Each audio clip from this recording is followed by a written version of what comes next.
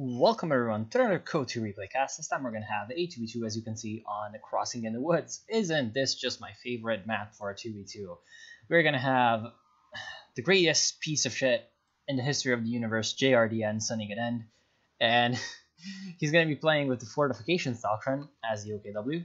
His ally is going to be Henny, playing as well. Already Lightning War selected with the Wehrmacht. On the enemy team we're going to have Dangerous. Yes, that is Dangerous, so that's dangerous, not dangerous. UKF and Avengers Clan SAS 65 playing as the Soviets, who are, okay, he's going free engineers. Interesting. So how about free engineers? Let's talk a little bit about it. It's a very weird opening strategy, but it may have a purpose, especially if he's going to go with the guard motor coordination tactics with the guards riflemen.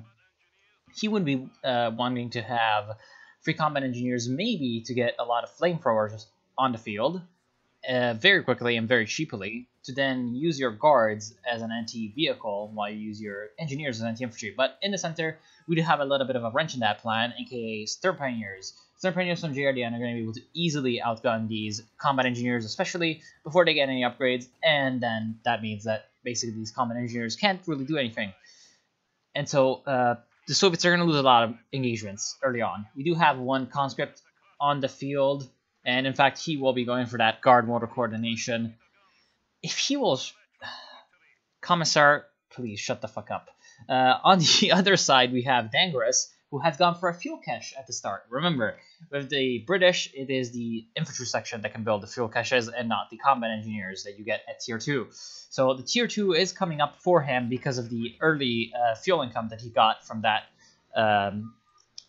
fuel cache. And so he's going to be wanting to get out some kind of early vehicle, I believe, or maybe even a Bofors. On the enemy team, though, we have a little bit of a different strategy. Instead of going for fuel caches and going for conservative weird play, we have a rush to the fuel from Henny with the MG42, and then he's going to be able to hold that fuel thanks to the MG42 being in this building, along with a rear capping action from these Pioneers and a mortars being brought up as well to counter any kind of allied mortars or allied support weapons, which could be much more useful on the left side actually against the British than against the Soviets, because obviously the Soviets, unless they get the Tier 2, which they have, and he's also going for Tier 1. Why would he be doing that? I'm very confused. See, if you were going for the Tier 2 to get some Maxim machine guns or mortars, I would understand, but then you're going also Tier 1, so you're kind of wasting fuel.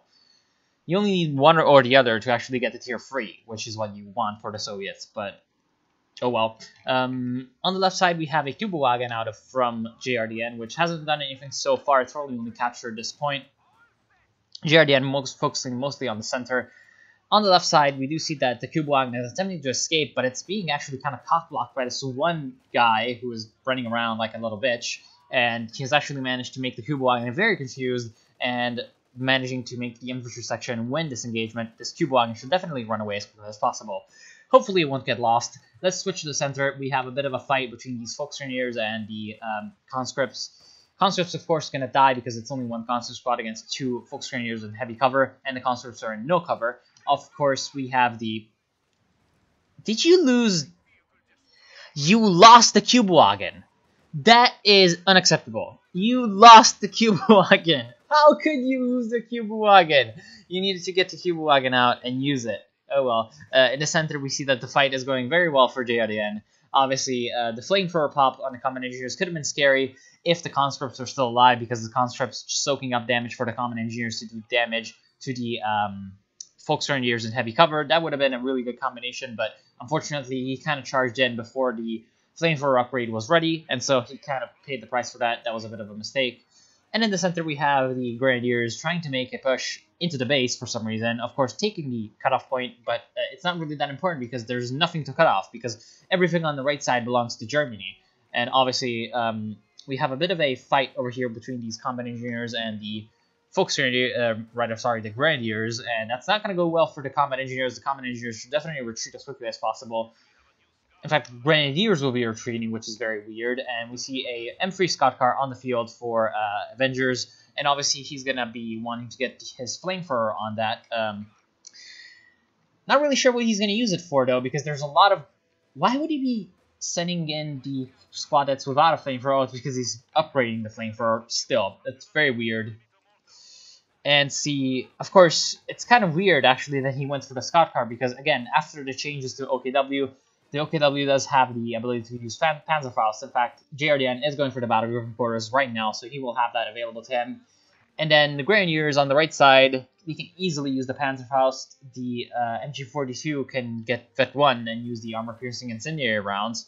So the scout car doesn't really have a window of opportunity to actually work its magic against the enemy. So I'm not sure as to what the Soviet player is really thinking going for this very manpower-intensive strategy of going both Tier 2 and Tier 1. He could have just gone for the Tier 2 and then gotten out a Guards Rifleman squad or a 150mm mortar. But no, he decided to go for a mortar, a Maxim, and a scout car. So that's actually very weird. And I don't really understand as to why he would do that. Now, Henry is also going for a lot of early game units. He's going for 3 Grenadiers, and right now he does have quite a hefty amount of his troops still left from basically the earlier stages of the game.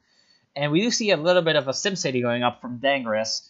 Obviously, that's going to be very hard to take out, but right now JRDN does not really need to take out this stuff. He only needs to take the fuel point. And right now, I feel like the Germans should really do some sort of concerted effort to take the left side and take the fuel point, because right now they're really slipping in terms of resources. They could be having a lot more than the Allies, but they're kind of slipping up. They should be not allowing the Allies to keep this fuel point on the left without having actually any real units on it, because yes, there's one machine gun, but you can outflank it from 2 different directions. You can have one squad coming in from here, one squad coming in from here, and then another squad just going through this little gap, trying not to get suppressed, and then coming in from the side. So you can basically just surround the house, and that would be pretty good. You would be able to take out the machine gun fairly easily, and that would be very much a good thing for the Germans, because obviously it's only basically one machine gun guarding the fuel point. We do see a 222 coming in from Henny. Obviously, that's a good decision, because 1, it counters the scout car quite heavily, actually. And then 2, it's pretty damn decent against any kind of infantry that the Allies are going to get. We do have the forward assembly coming up for the British. I'm actually just going to speed it up because there's nothing really happening. There's just a bit of mortaring around going up, and in fact the German Grenadiers getting a little bit repulsed by the mortar shot, but oh well.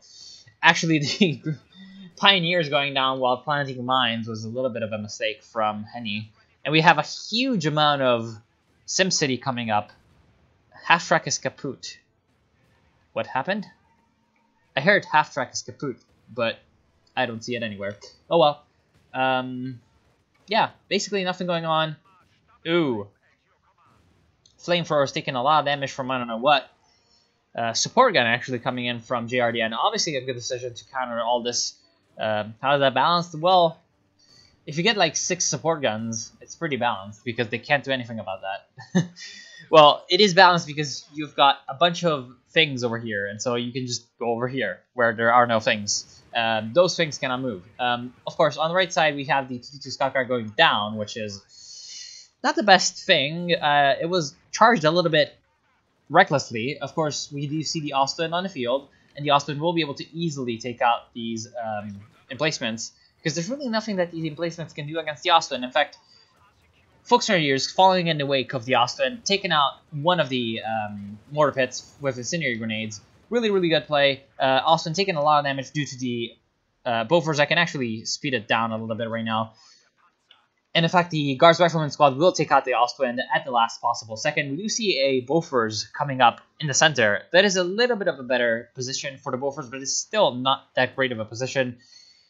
Because really, what is going to come in the center? Like, only a little bit of a sporadic effort to take the victory point from the enemy. So 1 squad or 2 of infantry. And really, what is this SU-76 doing? Seriously. It was just derping around. What are you doing? Man, fucking Ivan is very drunk over here. So we have a little bit of a push in the center from the Germans, but this is not going to go very well because of the Bofors. Of course, we see that on the right side, Henny and JRDN do have a little bit of a force of indirect fire coming in, and doing some pretty good number on these sort of static little forces that the allies do have in the center. And that's really the main problem of just having so many emplacements and so many support weapons, is the fact that you're not really going to be able to chase after mortars, support guns, the likes. Essentially, you're going to be at their mercy, and they're not going to have any mercy. Essentially, just that. Right now, JRDN does have his support gun up to Vet 1 with 5 kills. It should definitely be using the HE barrage a little bit more, but still, if you can just push it up a little bit, use it a little bit more, he's going to be able to easily take out all these things. And then on the left side, we have also a mortar from the Germans.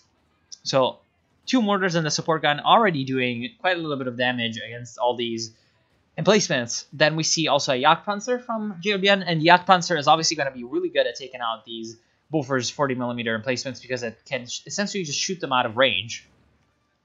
In fact, the Jagdpanzer is also going to be pretty good against these Su-76 assault guns. The Su-76s are obviously pretty good en masse against the Jagdpanzer, but the superior armor, accuracy, and range of the Jagdpanzer is just going to be really good against the Su-76. In fact, a Panzerfaust coming in from the Grenadiers, and the Jagd is going to be able to easily take it out, along with the Grenadiers Panzerfausting it to death. So really good play, basically just killing the Su-76 for free. It should not have been standing here. Essentially, the reason for that is there is this huge mass of trees that prevented it from seeing the Grenadiers coming up from the flank, and so he was not able to run away quickly enough from the Grenadiers. In fact, really nice play with the Grenadiers from Henny, taking out 2 support weapons from the Soviets. We see a 120mm mortar and a Maxim machine gun going down in a blaze of fire. Of course, the mortars over here and the Bofors from the British doing a lot of damage against the Grenadiers, taking out one of the squads, and one of the squads got reduced to half of its members. So obviously not exactly the best push for the Germans, losing one Grenadier squad that could have been sort of saved, and that was a little bit of a slip-up from Henny. Of course, at the same time, we do see that there are a lot of problems for the British right now. One of the Bofors is pretty much down to no health. Of course, the British infantry sections, because of the SimCity commander, can repair the Bofors emplacements, but at the same time, they're going to be pretty slow at it. If the Germans can keep up the barrage against this... Well, they can't. The mortars are dead. Okay, never mind. Since the mortars are dead, then the Germans can't really do that. But still, we do see another Ostwind from Henny. Again, referencing my earlier replay, too many Ostwinds is just a bad idea. Of course, right now, the Soviets are really not countering the Ostwinds the way they're supposed to be countered, aka with AT guns and their own vehicles. Both of the Su-76s got killed. This one got killed by the Jagdpanzer. In fact, the Jagdpanzer taken out the wreck is actually kind of going against JRDN, because really the only reason to let these wrecks stand is just to salvage them. Well, I guess they also provide heavy cover, so that's okay. He killed it for just so that they can use the heavy cover. Fine, whatever. The Jagdpanzer taking out the Bofors emplacement. Again, pretty easy. Frontal armor of the Jagdpanzer really, really good. So pretty impervious to the fire of that 40mm AA gun. And going to be able to pretty much take it out. Of course, once the Piats get in the fray, that's essentially a whole other sort of bag of chips, because he does not want to be Piated to death. And of course, the Jagdpanzer, while standing still, is a really easy target for these Piats. We do also see a Comet tank on the field. In fact, the reason that this is a bad move for Dangerous to have brought up these Piats so early is that it kind of just scared JRDN. Really, he should have left the Jagdpanzer shooting at the Bofors, and then come in with the Comet and sort of block it from the rear, and then kill the Jagdpanzer. I mean, it would have been really easy for him to do that, and then him coming up with the Piats sort of spoiled that plan, if it was a plan at all. What? What the hell is actually happening here? What is this Ostwind doing? And what is this AT gun doing as well? This AT gun could have just set up over here and killed the Ostwind with one shot, and yet it was just moving up. This is why you attack move with your emplacements. Oh, not emplacements. You don't attack move with emplacements. You don't move with emplacements, period. But still, this is why you attack move with your support weapons. It's so you don't accidentally have your support weapon just not setting up. In fact, the Ostwind coming in and taking out the Bofors emplacements. Wow, okay, that was wholly preventable from the Allies, but I guess they decided to not prevent it. We do see actually a strafing round, Stuka close air support coming in. This is a bad move. The reason for that is they don't see the comet anymore, and this requires the area to be actually under sight. In fact, it is a doubly bad move because there's also a Bofors emplacement on the field, and obviously the Bofors emplacement on the field being really, really good against aircraft is not exactly the best thing for the Stuka close air support. And so that was a waste of 200 munitions. But, I mean, those were 200 munitions that could have been used to upgrade these Grenadiers with LMG-42s. They could have been used with mines. They could have been used in so many different ways, but I guess they decided to not do any of those, which is, well, not optimal. Let's just say that. And we do see a precision barrage coming in from the British artillery commander. And this is, of course, something that you want to dodge because it's got a really high chance to crit your vehicle, especially your tank destroyer. Crit it like this, the Comet can just run around it. Of course, the Comet is just standing in front, which is a very, very bad move. Of course, Jagdpanzer being in such a bad way in terms of the engine means that the Comet can just still bring itself in the rear of the Jagdpanzer, taking it out, taking a lot of damage from the Stern Pioneers with Panzerschrecks, but oh well. Killing the Jagdpanzer obviously means that taking the damage is kind of worth it, but then he runs into two Gleitwerfers! What? How is that even possible? Okay, so wow. Okay, so those cloaked Raketenwerfers hadn't been revealed during the entire game. And so right now they reveal themselves and take out the Comet. Interesting. So we have a little bit of another lull in the action. We have both sides artillerying each other. One of the mortars going up to Vet 2, never mind. Going up to 0 Vet because they're dead. QF-17 pounder emplacement in the center. What is this British player doing? She's just... wow. This is the biggest SimCity I have ever seen on Crossing in the Woods. I have seen a bigger one, actually, in the British Alpha. There was a guy, you may know him, actually, Korean Army, who was playing against me, and he was actually playing on, well, we were playing on, I believe, Vo Farmlands. Yeah, that map with the huge farmland in the center that's like... it's like Crossing in the Woods, except it's like turned around. It's not really wide like on the horizontal, it's really wide on the vertical. And then he basically covered like 60% of the map. Like up to here from here in emplacements. It was ridiculous. There were like 4 Bofors and 3 mortar pits. And it was basically impossible to take out because back then emplacements were really, really powerful. Panfer going down from JRDN, I'm not sure what he was trying to do, and I'm not sure how his engine got knocked out. Probably a mine. Yeah, it looks like a mine explosion went off over here. Again, should have brought up your Stern Pioneers with, obviously, Minesweepers, not Panzerschrecks. And again, a third Ostwind! Haven't you seen my last cast? What the fuck are you doing with all these Ostwinds? Especially when you could be going for a Tiger. And also, Henny and JRDN are also going with their SimCity a little bit. We have a Panzerwerfer, which is standing here and not moving from the T-3485. Why are you doing this to me? Run away now. Okay, good. So he runs away, and we have a super close air support coming in to try to take out this T-3485, but the Raketenwerfers are not moving. Why? Oh, God. No! There is an artillery piece! Where did the artillery piece come from? And also, the fucking... why? The Panzerwerfer could have just hidden over here, honestly, and it would not have died. T-3485 also going down. Praise Jesus, because at least that was a trade that favored the Axis, because that T-3485 was just charging in, like, willy-nilly. Had there been anything protecting, had these Raketenwerfer just moved, that T-3485 would not have killed the Panzerwerfer.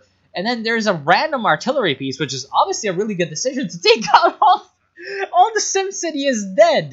There is nothing left. There's one 17-pounder and one Boffer. What is actually happening? Why is there an SU-85 on the field? Why in your right mind would you go for an SU-85 right now? The Panther is dead. All the Ostwinds that have come out means that there's nothing that the Germans can really get in terms of vehicles. Sorry, the Wehrmacht. And so, why would you go for an anti-vehicle unit instead of another T-34-85 or heck, two T-34-76s? He could have gone for two T-34-76s, which would have definitely been more than enough to counter the Panzerschrecks, more than enough to counter... Wow. Well, there goes all the Volksgrenadiers. What the fuck is actually happening? So the Comet, along with the Bofors, taking out all the Volksgrenadiers, but then running into the Raketenwerfers that were cloaked in the same spot as before, along with the Panther that JRDN rebuilt. Really good decision to rebuild that Panther because obviously to take out the Comet and the Su-85. Panther, much better than the Panzer IV, and much better than the Cane Tiger. Is that a Stug G on the field? I mean, why would you get a Stug G? Just get a Tiger.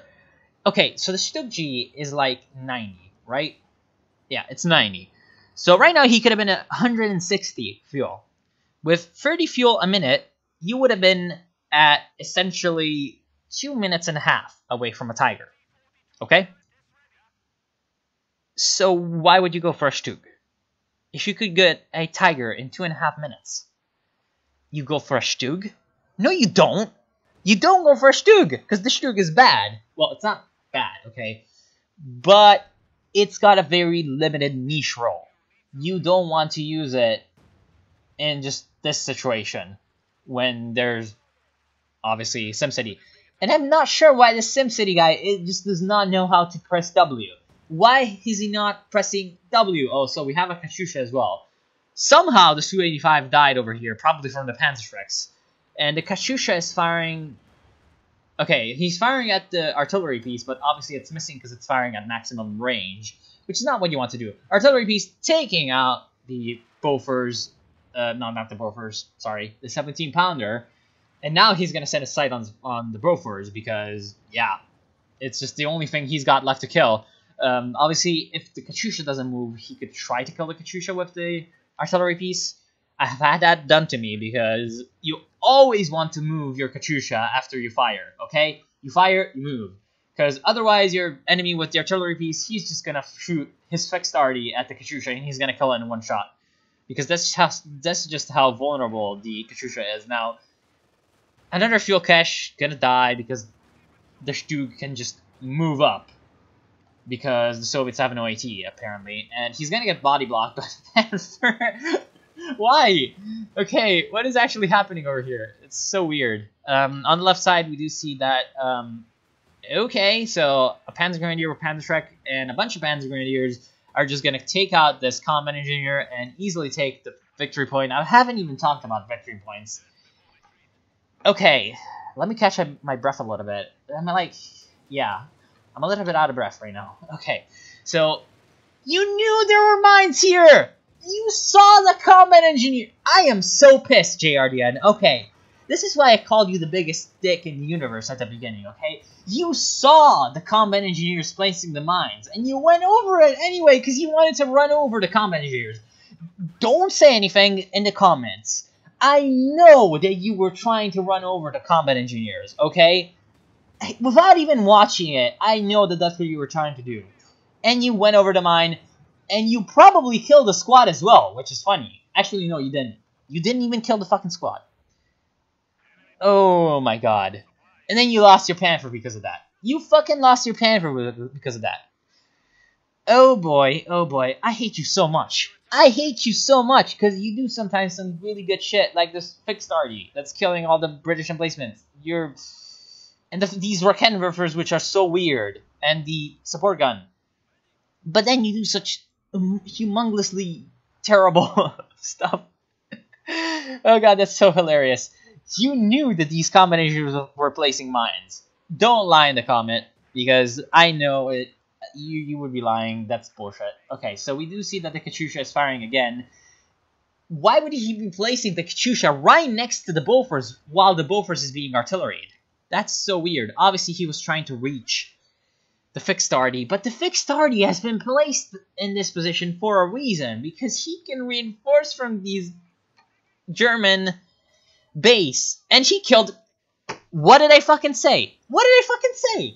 He killed the Katyusha, because that thing only needs one shot to kill the Katyusha. What the fuck am I even watching? So, obviously, the T-3476 on the left side does not know how to face Panzergrenadiers. The way you face Panzergrenadiers is you either stay at maximum range, or you charge in and run them over. You don't stay at medium range like this. The Panzergrenadiers were over here, the T-34 was over here, and the Panzerschrecks went to work. Because at maximum range, the Panzerschrecks do have a pretty good chance to miss. And even if they don't miss, and they do volley you down to like, I don't know, 40% HP, you can just retreat. You can just retreat pretty easily, and they will not be able to chase you, because you have a big engine, and they don't. They have legs, so they cannot chase you. Also, really weird to play a little bit there. He could have just easily run away with the Panzergrenadiers, but he decided to let them die, which, well, it's not very optimal, but I guess it works. Considering right now in the BP situation, the Germans are not really doing that well. We have a little bit of a comeback coming in from them, but at the same time, the Allies are just trying to claw back into the game, and, well, a Panzer IV. I'm not even going to talk right now, because if I do, someone's going to be like, oh my god, you're bitching. And yeah, I'm bitching, because this is warranted bitching, okay? There's like a difference. It would be bitching if it was like for nothing, but this is warranted, okay? If a person goes for free, count them, free Ostwinds, 300 fuel, then a random Stug, 90, 390, and then a Panzer IV, so 25, 300, 415, 515 fuel in tier 3 German units. Then he also has a heavy Panzer Corps, from which he only got a Panzerwerfer. So that's like, what, 85? So that's like 600 fuel, not counting the tech costs, while he is Lightning War Doctrine. So he could get a Tiger. That's inexcusable, okay? I don't care how well you're doing, okay? I just don't care how well you're doing. You're pissing me off. You are severely pissing me off. Also, a random artillery from GRDN. See, because he was trying to RD the base, I feel like, with the zeroing artillery, but obviously you cannot RD the base with the zeroing artillery, because the zeroing artillery is insane. If you were able to RD the base, you would kill the base every time, probably, because the zeroing artillery is just that good. And this Panzer IV is just rampaging through, because there's nothing to counter it. Again, if it had been a Tiger, and there goes the rage quit from the Bricklayer, yeah, he's pretty much done for anyway. He's got nothing. All his SimCity is dead. I am too tired right now to actually... Well, I'm lying, but... just take my word. I'm too tired to actually talk about the mistakes that everyone did, because I feel like they're pretty obvious. I'm only going to talk about JRDN, because he sent in the replay, and it made me laugh a lot, so I guess he deserved a little bit of a reward. Okay, the fixed tardy was good. The countering of the SimCity was good. His main mistake, really, was just not attacking here. He should have attacked this Sinker. Why? I'm guessing because he rage quit as well. Okay. Wait, that was not the British. That was the Soviets. Okay, never mind. So both of them rage quit. And I feel like if just JRDN and Henny had just attacked this fuel point every once in a while, they would have been able to deprive the Allies of so many resources.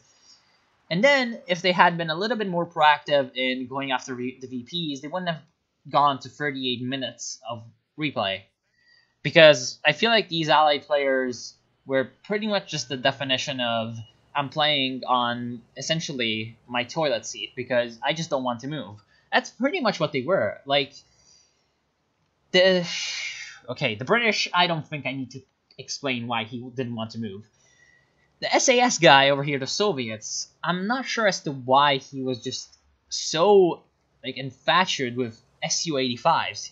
He was just only getting SU-85s, only getting really weird units. Like at one point he just started to get penals, which doesn't really make any sense later on in the game. When you can get guards and upgrade them with obviously DPs, because you have 700 munitions, then obviously you should get guards, because yeah, you're gonna spend 75 munitions on each guard squad. So what? You have 700, you could get 10 guard squad. You don't even have the manpower to get 10 guard squad, so you can just get those, which are just better than the fucking penal battalion. Why?